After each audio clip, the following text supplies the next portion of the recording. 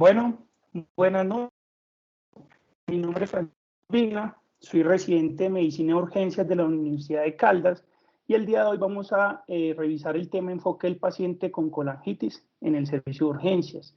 Y para empezar la charla quiero dejar presente una de las conclusiones finales y es que en todo paciente que tenga un proceso infeccioso es importante siempre, independientemente cuál sea, pensar en la sepsis.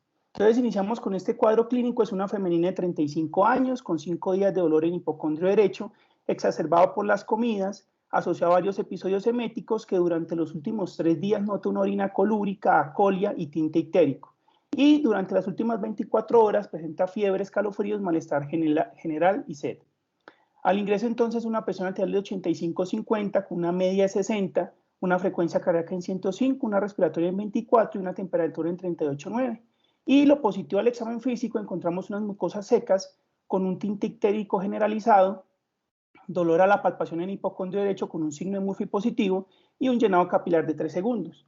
Entonces, bajo este cuadro clínico y una posible sospecha diagnóstica de un cuadro de colangitis, ¿cómo enfocar a esta paciente? Y lo primero que tenemos que saber es que la colangitis se define como un síndrome clínico que se caracteriza por fiebre, ictericia y dolor abdominal que se desarrolla como resultado de la estasis e infección del sistema biliar. Y como nosotros podemos ver en la definición, aparecen 3 variables clínicas que son la fiebre, la ictericia y el dolor abdominal. E inmediatamente cuando uno asocia estas 3 variables, a uno se le viene a la cabeza la famosa tríada de Charcot. Y la tríada de Charcot, porque el doctor Jean-Martin Charcot, en una de sus grandes aportes a la medicina, se considera el padre de la neurología, de la psiquiatría moderna, y tuvo aportes en la cirugía general. Él en uno de sus documentos escritos hablaba de una fiebre hepática intermitente asociada a un cólico biliar y una ictericia. Esto asociado a una infección del sistema biliar. Por eso, digamos que se le asume esta famosa tríada de Charcot. Y es de rescatar porque hay otros 24 epónimos asociados a el doctor Charcot, incluso hay otra triada que habla de una esclerosis múltiple. ¿Listo? ¿Por qué es importante hablar de colangitis? Resulta y pasa que si nosotros vamos a hacer una revisión del paciente con sepsis, encontramos que la sepsis de origen abdominal ocupa la segunda causa con cerca de un 20%, siendo superada por la sepsis de origen respiratorio. Hay, digamos, documentos donde la sepsis de origen abdominal ocupa el tercer puesto. La principal causa de la obstrucción biliar y consecuentemente de la colangitis va a ser por procesos litiásicos en más de la mitad de los casos, y vamos a encontrar otras causas que van a llevar a obstrucción de la vía biliar, como lesiones de origen malignas, que es la segunda causa, y lesiones benignas estructurales. Dentro de las lesiones malignas que podemos resaltar más frecuentemente, encontramos lesiones malignas de la vesícula, conductos biliares, duodeno y a nivel del páncreas, específicamente en la cabeza. Hay que denotar que la mortalidad en los pacientes que no son tratados adecuadamente, hablándolo hoy en día, existe reportes en cuanto a la mortalidad que puede alcanzar hasta un 60 o 70%, y eso es mucho mejor que antes, cuando la mortalidad alcanzaba hasta un 100%. Dentro de este proceso infeccioso encontramos que hay unos patógenos, unos microorganismos que se ven frecuentemente asociados, y son los patógenos de la cavidad abdominal. Principalmente encontramos E. coli y Klebsiella como los gram negativos, que suelen causar más comúnmente este tipo de infecciones, como el gram positivo, que suele causar en mayor medida este proceso infeccioso. Digamos que saber esto es importante, sobre todo en la severidad del paciente que se nos presenta al servicio de urgencia con colangitis grave, porque Enterococcus es una de las causas que suele generar un estado grave, y el manejo antibiótico dirigido suele incluir otros antibióticos, como veremos más adelante. En estos cuadros, entonces, encontramos las múltiples etiologías que nos pueden llevar a causar un proceso obstructivo de la vía biliar. Como ya mencionamos, la litiasis de origen biliar ocupa más del 50%, incluso reportes del 70% de los casos, seguidos por las patologías malignas, seguidos por las estenosis benignas. En nuestro medio no es infrecuente encontrar parasitosis como infecciones por Ascaris lumbricoides y Taenia saginata. Y dentro de las otras causas que pueden causar obstrucción biliar, quiero resaltar que irónicamente la CEPRE, que como vamos a ver es una medida terapéutica, también puede ser una causa de colangitis en nuestro medio. Con respecto a los aspectos fisiopatológicos, hay que resaltar que la bilis sigue un flujo anterógrado. Una vez producida en el hígado, pasa por los conductos hepáticos derecho e izquierdo, a través forman el hepático común, sufre un pequeño flujo retrógrado hacia la vesícula biliar donde se almacena, y mediante mecanismos neurohormonales, entonces esa bilis se va a secretar, va a pasar a través del conducto colédoco y finalmente va a ser secretada en la segunda porción del duodeno. Fisiopatológicamente, entonces tiene que haber un proceso obstructivo en cualquier punto o localización del árbol biliar que lo que genere es que se dé una estasis de ese contenido biliar. Generalmente esa obstrucción va a ser a nivel del colédoco, y cuando ocurre esa obstrucción a nivel del árbol biliar va a haber un aumento en la presión intraductal, y eso me va a ayudar a que los mecanismos de defensa normales o primarios del cuerpo fallen para evitar que esa bilis, que inicialmente es estéril, entonces se infecte. Cuando esa presión intraductal supera aproximadamente los 25 centímetros de agua, empiezan a fallar las defensas, como son el esfínter de Oddi, entonces los patógenos que se encuentran a nivel del duodeno empiezan a ascender. Por eso es que en muchos textos se le denomina también colangitis ascendente. Una vez esta presión intraductal sigue aumentando, va a haber una disminución en la producción de IgA y moco a través de las células epiteliales del árbol biliar, que cumplen una función antiadherente. Cuando esto falla, entonces a los patógenos les queda mucho más fácil ascender por el árbol biliar.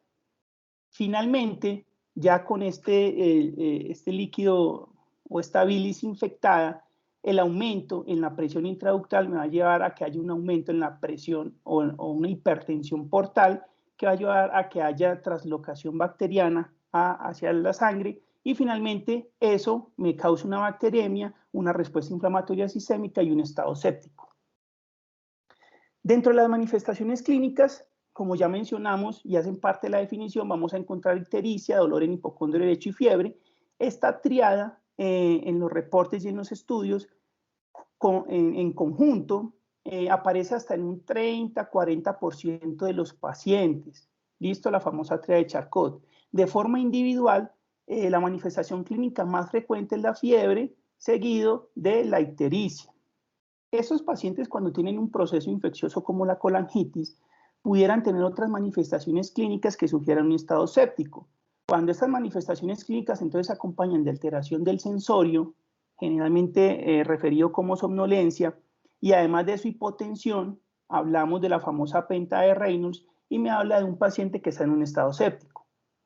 Estas son como las manifestaciones clínicas más comunes. Sin embargo, hay que tener en cuenta que se pueden presentar otras manifestaciones asociadas a la respuesta inflamatoria, asociados a la clínica de la patología litiásica biliar y manifestaciones de obstrucción de víscera hueca. Siempre es importante nosotros tener en mente en cualquier proceso infeccioso que puede el paciente estar cursando con sepsis. Por lo tanto, en un paciente con sepsis también debemos buscar hallazgos al examen físico y en la valoración que me sugieran un proceso séptico. Estos son los signos de hipoperfusión, como un llenado capilar prolongado mayor a 3 segundos, una diuresis disminuida, las alteraciones del sensorio que ya vimos, e incluso podemos encontrar cambios en la piel. Al examen físico, pues vamos a encontrar una hipotensión. Recordemos que sobre todo en personas jóvenes, un paciente con hipoperfusión no necesariamente está hipotenso por mecanismos compensadores. Sin embargo, sí tenemos que tener en cuenta estos parámetros vitales al examen físico. Si el paciente empieza a desarrollar una falla multiorgánica, entonces dependiendo del órgano que se vea afectado, vamos a encontrar manifestaciones clínicas. Si el pulmón falla, encontraremos manifestaciones respiratorias. Si falla el riñón, entonces a nivel de la orina. Y tener en cuenta entonces que dentro de la sepsis vamos a encontrar unas alteraciones metabólicas y una alteración ácido-base que se puede reflejar en las manifestaciones clínicas del paciente. Cuando el paciente pasa el proceso infeccioso, la colangitis, y desarrolla una sepsis, la mortalidad puede alcanzar hasta un 40%. Y nosotros podemos ver en la práctica clínica que los pacientes con colangitis desarrollan muy fácil un estado séptico. Dentro de los diagnósticos diferenciales que nosotros debemos tener en cuenta, los dos primeros son los principales, el absceso hepático y la colecistitis. Recordemos que la ictericia, el dolor en hipocondrio derecho y la fiebre son manifestaciones muy inespecíficas y que cualquier infección en un contexto séptico pues me puede desarrollar, por ejemplo, ictericia, me puede y derecho. Entonces encontramos las neumonías basales que causan peritonismo y por lo tanto dolor en esa localización. Encontramos las pielonefritis agudas de localización derecha, los estados de hepatitis que por localización muchas veces con aspectos con la colecistitis, con la coledocolitiasis y con la colangitis, e incluso enfermedades complicadas. Por ejemplo, podemos ver que se localiza a nivel del hipocondrio y es importante el diagnóstico. Dentro de la valoración y el enfoque diagnóstico vamos a solicitar unas ayudas diagnósticas, unos paraclínicos, vamos a pedir entonces unas pruebas o unos reactantes de fase aguda, como lo son el hemograma y la PCR, además porque como vamos a ver, hacen parte de los criterios diagnósticos. Encontramos un perfil hepático, fosfatazalcamilina, gamma-glutamiltranspeptidasa, las transaminasas y las bilirrubinas, porque nos ayudan a orientar hacia dónde está el problema y porque también hacen parte de los criterios diagnósticos. Dependiendo de si estoy considerando un estado séptico o no, entonces vamos a pedir unos gases arteriales y un lactato, y finalmente en ocasiones vamos a requerir ayudas diagnósticas que necesitan contraste, o vamos a ver que el riñón en un estado séptico se va a ver afectado, entonces la función renal también es importante. Estos son los exámenes que solemos pedir. Aquí también quiero traer la albúmina.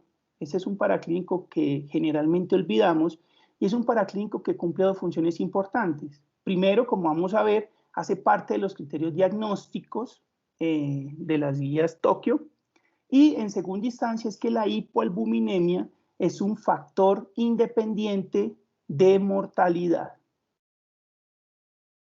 Entonces, desde el 2007, una iniciativa en Asia empezó a desarrollar las famosas guías Tokio, inicialmente en 2007, posteriormente se actualizaron en 2013 y finalmente en el 2018, que son las últimas con las que nosotros tenemos unos criterios para realizar el diagnóstico de colangitis aguda. Dentro de estos criterios, entonces, tenemos un ítem que habla de inflamación sistémica o una respuesta inflamatoria sistémica, un ítem que habla de colestasis y un ítem imagenológico. Encontramos que en el ítem A, paciente que presente fiebre o escalofríos, definiendo la fiebre como una temperatura mayor a 38 grados centígrados, unos laboratorios que evidencian esa respuesta inflamatoria sistémica, con los leucocitos menores a 4.000 o mayores a 10.000 y una PCR mayor o igual a 1. Vean que esto hace parte de los laboratorios que pedimos. Evidencia de un patrón colestásico evidenciado por una bilirrubina mayor o igual a 2. Y recordemos que a partir de este valor es que yo puedo comenzar a detectar la ictericia en mi paciente. O sea que si nosotros tenemos un paciente que entra llega ictérico, podríamos extrapolar a que tiene una bilirrubina al menos mayor o igual a 2. Y evidencia de alteraciones del perfil hepático con las transaminasas y las pruebas que ya vimos, que tienen que estar 1.5 por encima del límite superior normal. Finalmente, el criterio imagenológico es muy importante, que aquí no nos exigen el diagnóstico exacto de colangitis. Lo que nos pide el criterio imagenológico es que tenemos que tener una imagen o que evidencie que hay una vía biliar dilatada o que hay una causa que podría explicar un cuadro obstructivo, por ejemplo, una lesión a nivel estructural benigna o maligna o un cálculo. Cuando nosotros tenemos un ítem de la respuesta inflamatoria sistémica más un ítem ya sea del B de colestasis o del C imagenológico, hablamos de una sospecha diagnóstica, y cuando tenemos un ítem de cada uno de estos, entonces hablamos de un diagnóstico definitivo. Varios reportes hablan de sensibilidades que pueden ser muy bajas y especificidades con respecto a los criterios Tokio. Hay otros que hablan de una sensibilidad muy buena, aunque la especificidad sigue siendo baja, y por eso hay estudios que han intentado determinar si existen criterios clínicos que tengan un mejor rendimiento diagnóstico. En este estudio de este año podemos encontrar que se realizó este estudio entre los años 2021 a 2022, un tamaño de aproximadamente 175 pacientes, y lo que se quería determinar era la precisión de dos escalas clínicas como la Tokio que acabamos de ver, y una que también se utiliza que son los criterios Bill. Recordemos que los criterios Bill son muy parecidos a los criterios Tokio y varían en ciertas cosas. Por ejemplo, no incluyen la PCR dentro de los marcadores inflamatorios. La bilirrubina tiene un corte mucho menor, 1.5, y aquí nos exigen los criterios Bill que tenemos que excluir el diagnóstico de pancreatitis y colecistitis. ¿Qué se encontró en este estudio? Encontramos que tanto la sensibilidad como la especificidad, hablando de los criterios Tokio, siguen siendo algo bajo. Sin embargo, son mucho mayores que los criterios Bill, y eso es estadísticamente significativo en este estudio. En cuanto a la especificidad, siguen teniendo un rendimiento bajo, y aunque aquí podemos ver una diferencia matemática con respecto a los criterios Bill, si nosotros miramos los intervalos de confianza, esta diferencia no es estadísticamente significativa.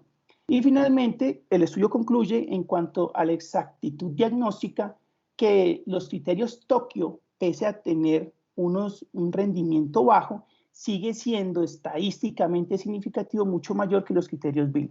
Y por eso es que en el momento nosotros utilizamos los criterios Tokio para el diagnóstico de colangitis aguda.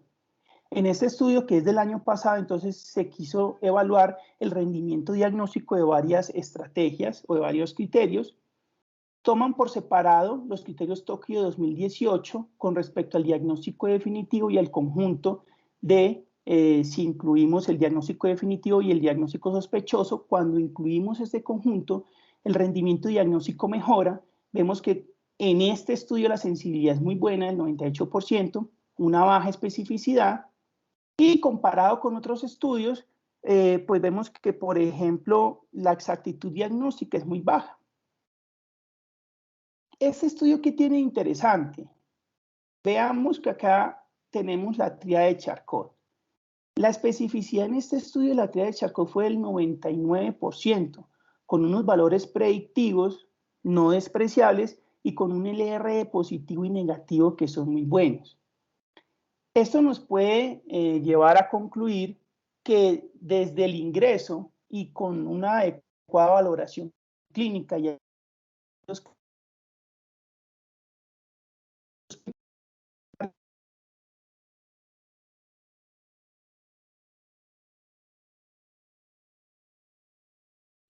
los paraclínicos, nos faltan zonas en el diagnóstico.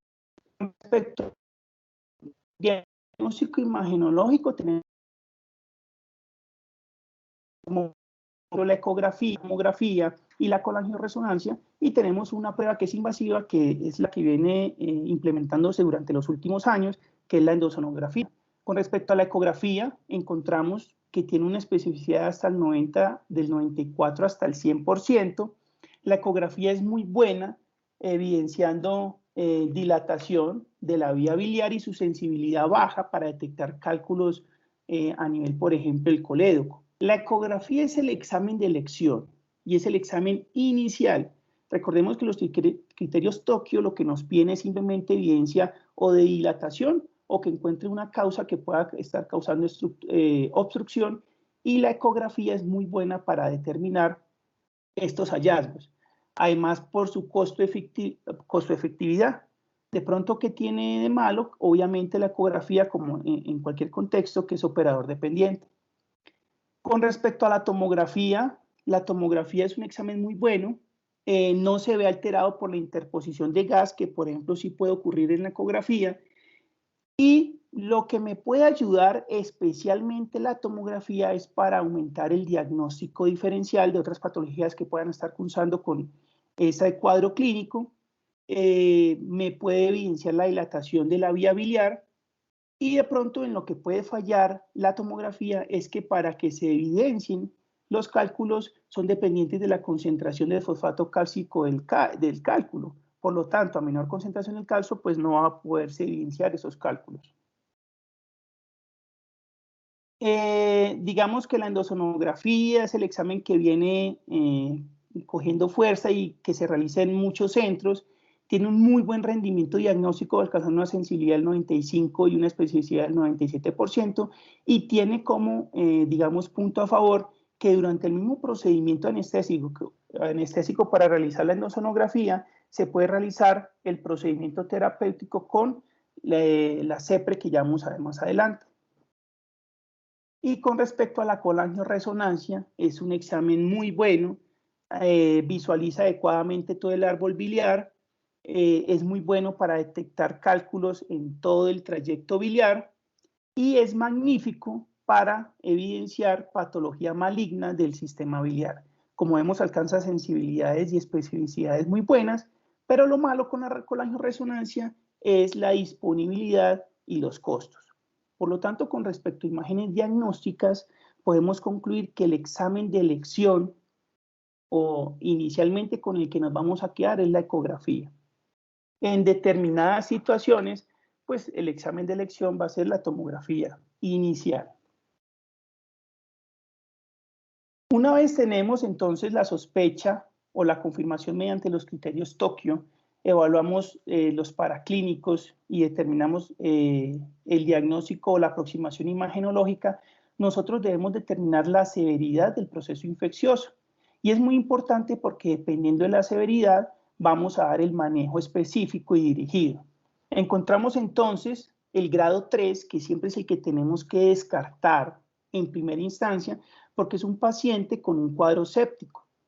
Como vemos, cada uno de los ítems que evalúa el grado 3 habla de disfunción orgánica, dependiendo si es entonces una disfunción cardiovascular y tiene requerimientos de vasopresor, si hay disfunción neurológica, si hay disfunción respiratoria mediante la PAFI menor a 300, y así sucesivamente con cada uno de los órganos. Como vamos a ver, dentro del proceso séptico, cuando yo quiero tener una herramienta objetiva para determinar la falla orgánica múltiple y utilizamos el SOFA-Score, esos parámetros son muy parecidos. Entonces, cuando el paciente está en el contexto de una sepsis con falla orgánica, definimos una colangitis aguda severa o grado 3. La grado 2, primero, no tiene una falla multiorgánica y segundo, debe cumplir con al menos dos de los siguientes: que tenga unos leucocitosis mayores a 12.000 o unos leucos menores a 4.000, una fiebre mayor o igual a 39 grados centígrados, la edad, pacientes mayores a 75 años, que tenga una bilirrubina mayor a 5 y, como definimos anteriormente, una hipoalbuminemia 0.7 veces por debajo del límite normal inferior. Y finalmente, si no cumple ninguno de estos dos criterios, entonces definimos que es un paciente con una colangitis aguda leve. Esto es para mostrarles, es la herramienta objetiva y que recomienda, por ejemplo, el Surviving Sepsis para hacer una aproximación de la falla orgánica en un contexto séptico. Como vemos, también evalúa el sistema respiratorio, evalúa el sistema hematológico y de coagulación con las plaquetas, evalúa el sistema hepático, el cardiovascular, el sistema nervioso y renal. Recordemos que con un SOFA score mayor o igual a 2, vamos a hablar de que el paciente está cursando con una falla orgánica múltiple.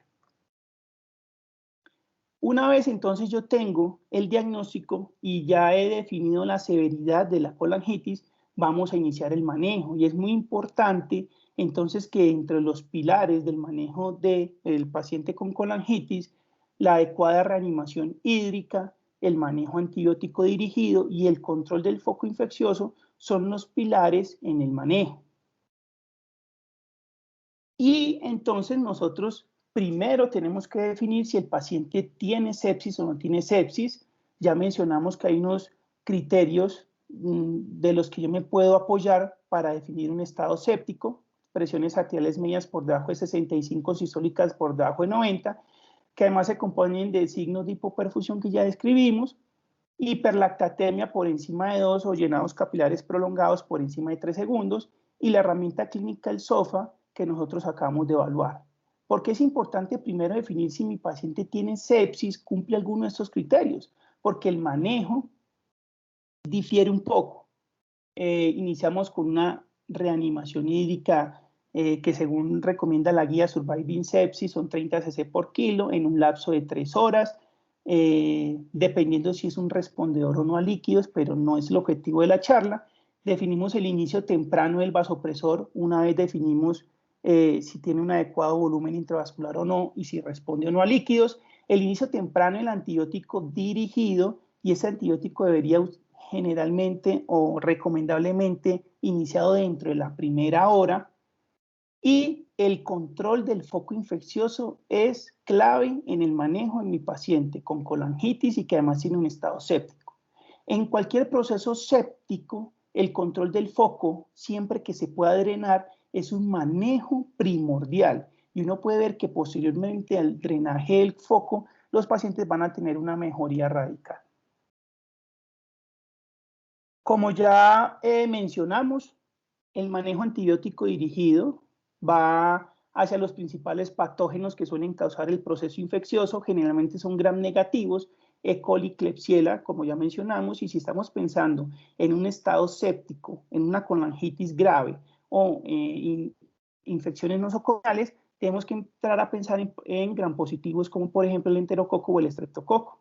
¿Listo? Porque en el manejo, si se sospecha una infección en un proceso grave y se piensa en gram positivo, se podría adicionar el antibiótico como vancomicina. Entonces, con respecto a la terapia antibiótica, tanto las guías Tokio en su actualización del 2018 como en esta revisión que realizó Cochrane concluyen lo mismo. El antibiótico de elección suele ser una cefalosporina. Recomiendan que sea de tercera generación. Sin embargo, en los grado 1 principalmente podemos encontrar de todas las generaciones, y ojalá esta cefalosporina en conjunto con metronidazol. Dependiendo de las tasas de resistencia y de susceptibilidad local y de los protocolos institucionales, esto es muy importante, vamos a encontrar que, por ejemplo, para el grado 1 o la colangitis leve, encontramos que el manejo de elección o inicial es ampicilina sulbactam. Vemos que no se recomienda si las tasas de resistencia son mayores al 20%. En otros protocolos podemos ver que el manejo conjunto de ciprofloxacina con metronidazol es el examen de elección. Hay que tener cuidado con la ciprofloxacina en el contexto de tuberculosis de nuestra población, o en otros contextos, como por ejemplo en nuestras instituciones, acá en Manizales, encontramos que el manejo de elección inicialmente es la cefuroxima, esta cefalosporina de segunda generación, en combinación con el metronidazol. ¿Qué nos dice la guía? Estas cefalosporinas con metronidazol pudieran ser el grado de anuncio piperacilina tazobactam. Y finalmente, en el grado 3 no hay discusión que se debe realizar el manejo de amplio espectro: cefalosporina, piperacilina tazobactam, o la combinación de la cefalosporina de cuarta generación cefepime con metronidazol. Hay combinaciones alternativas si de pronto los cultivos y la sensibilidad del antibiograma me reportan algún tipo de resistencia o baja susceptibilidad. Combinaciones como Astronam y metronidazol, que no son comunes, pero que se pueden dar. Entonces, como resumen, grado 1 y grado 2, cefuroxima y metronidazol es una excelente combinación. La guía recomienda la ceftriaxona, sin embargo, nosotros sabemos en nuestro medio el grado de resistencia que tiene este medicamento. Ciprofloxacina y metronidazol también pudiera ser una combinación, tener en cuenta los problemas con la ciprofloxacina, apoyarnos del protocolo institucional y, llegado el caso, pequeño concepto con infectología. Y en algunas situaciones, ampicilina sulbactam, manejo inicial en el grado 1 y piperacilina tazobactam en el grado 2. Para el grado 3 o las sepsis graves, de inicio, piperacilina tazobactam, o si vamos a combinar cefalosporinas, que sea cefepime con metronidazol, y finalmente, si es un patógeno de manejo con carbapenémicos, entonces, a pesar de que tienen mala penetrancia en el sistema biliar, este es el manejo de elección, meropenem, huertapene. También del manejo hace parte, como ya vimos, el control del foco infeccioso, y este es un pilar fundamental.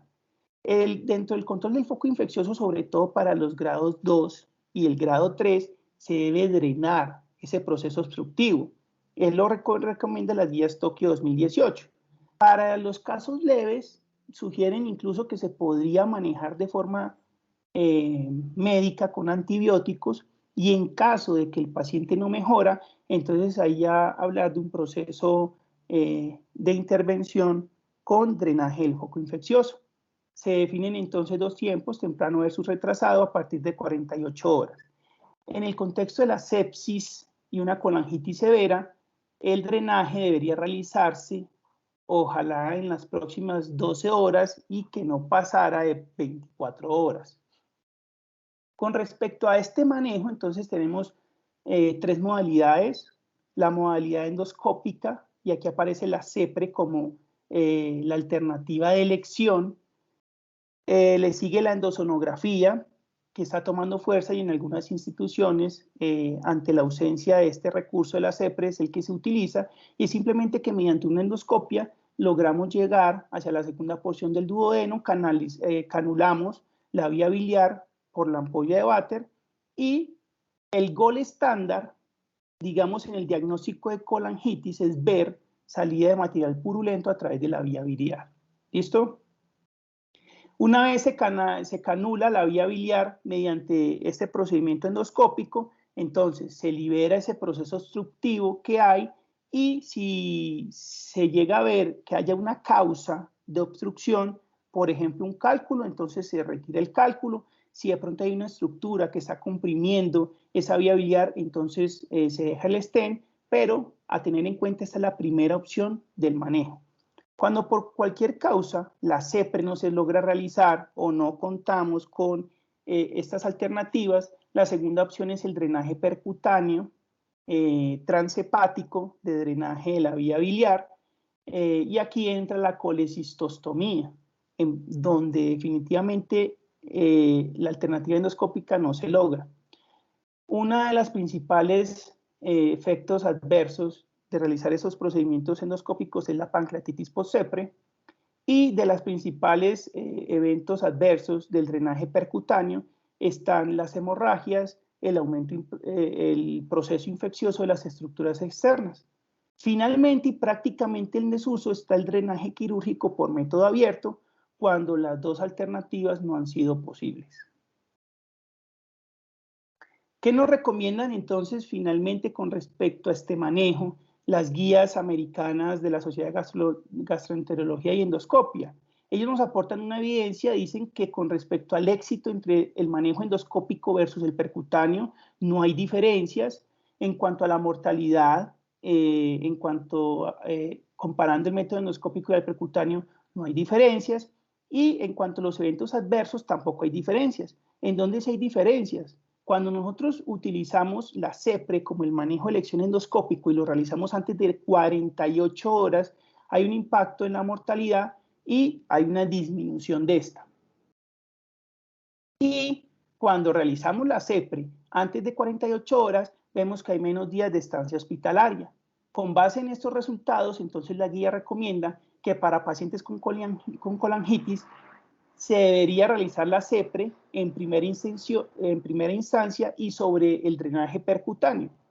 Que esta CEPRE debería realizarse antes de 48 horas y en pacientes con estado séptico, ojalá antes de 12 horas. Y finalmente, en el manejo de la colangitis, una vez se realiza la CEPRE, aparte de realizar ese drenaje, sugieren que debería ir acompañado de alguna maniobra como la esfinterotomía. o la remoción de lo que está causando el proceso obstructivo. Ese es como el algoritmo. Mi paciente con sospecha de colangitis lo puedo realizar mediante la presentación clínica, porque tenga la tríada de Charcot, o en pacientes que tienen antecedente de colecistopatía, que desarrollan fiebre o un cuadro de respuesta inflamatoria sistémica, y en ocasiones sepsis de origen no claro, que me obliga a buscar el foco infeccioso. Recordemos que debemos entonces realizar una adecuada valoración en cuanto a la anamnesis, toma de signos vitales, examen físico, que hay unos elementos de alerta que nos deben orientar a pensar en sepsis: presión arterial sistólica menor a 90, presión arterial media menor a 65 o signos de hipoperfusión. Si encontramos estos elementos, debemos considerar si mi paciente tiene sepsis, así podemos dirigir el estudio paraclínico e imagenológico. Obviamente en el contexto de la colangitis hay unos estudios que ya mencionamos que son obligatorios, pero incluir los gases arteriales y el lactato. Valoro la posibilidad de falla multiorgánica en el contexto de sepsis, y si mi paciente tiene sepsis, iniciamos reanimación guiado por metas, fijamos unos parámetros meta. El control del foco es fundamental para un drenaje, ojalá antes de 12 a 24 horas, y obviamente la valoración por cirugía general es fundamental. Si mi paciente no tiene sepsis, entonces clasificamos la severidad, iniciamos el manejo antibiótico dirigido y la valoración por cirugía general. Tanto en el contexto séptico como en el no séptico, el antibiótico siempre va a ir. Con respecto entonces al caso clínico con el que iniciamos, encontramos que la paciente desde el ingreso tiene un dolor en hipocondrio derecho, tiene ictericia, además de eso tiene fiebre y escalofríos, lo que configura la tríada de Charcot. Al examen físico vemos que está hipotensa, tiene una presión arterial media por debajo del objetivo, con signos de respuesta inflamatoria sistémica, y al examen físico encontramos un llenado capilar de 3 segundos. Solo con estos elementos yo debo sospechar colangitis aguda grave. Primero, porque tiene signos de que está cursando con un proceso séptico, y segundo, porque tenemos el tinte ictérico que mencionamos, que cuando se ve la ictericia, la bilirrubina mínimo está en 2, entonces podemos indirectamente prácticamente hacer el diagnóstico o la sospecha muy alta de la colangitis. A esta paciente entonces, sepsis de presunto origen abdominal, una sospecha de colangitis. Dentro de los exámenes más rápidos que se le solicitaron y salieron, lactato de 4, un paciente con acidosis metabólica, lo que confirma lo que estábamos sospechando. Este es un paciente que debe ser manejado de forma emergente, iniciar la terapia hídrica, considerar el vasopresor de forma temprana, dependiendo si responde o no al volumen, y fijar una meta, una presión arterial media mayor a 65, y como es una sepsis grave, iniciar el manejo antibiótico dirigido con piperacilina tazobactam. La paciente entonces se le realiza una ecografía, que fue el estudio inicial y el de elección, que concluye una vía biliar intra y exhepática dilatada con un colédoco de 12 milímetros y con colelitiasis y con colecistitis. De esta forma nosotros confirmamos el diagnóstico. Prácticamente aquí los paraclínicos son para complementar lo que ya inicialmente con un cuadro clínico, un examen físico y un pensamiento clínico razonable ya habíamos pensado, pero encontramos elevación de reactantes de fase aguda, tiene disfunción en cuanto a las plaquetas, una PCR marcadamente elevada, y encontramos una bilirrubina entre 6. En este caso, ¿cuál es la conducta con la paciente ya habiendo iniciado la reanimación hídrica, ya habiendo iniciado el antibiótico temprano? La conducta es una CEPRE urgente para descomprimir esa vía biliar y como drenaje el foco infeccioso. Probablemente, casi que al día siguiente, a los 2 días de terapia, la paciente probablemente va a estar. Como conclusiones, en cualquier proceso infeccioso siempre debemos pensar en que la sepsis es una posibilidad y descartar. En cuanto a la colangitis, uno puede ver en la práctica clínica que estos pacientes desarrollan muy fácil un estado séptico. La colangitis es una infección secundaria, un proceso obstructivo, y generalmente es por colelitiasis, es lo primero en lo que vamos a pensar, y por eso el manejo de resolver ese proceso obstructivo es fundamental. El manejo antibiótico siempre debe ser iniciado teniendo en cuenta la epidemiología local y los protocolos institucionales, y el control del foco es un pilar fundamental en el manejo de la colangitis. Aprovechar para mencionar a los que nos están viendo que si aún no nos siguen en las redes sociales, es el momento para que nos sigan. Acá se montan todas las charlas y se monta contenido muy interesante. E invitarlos a la siguiente presentación dentro de 8 días, que es el enfoque del paciente con isquemia mesentérica.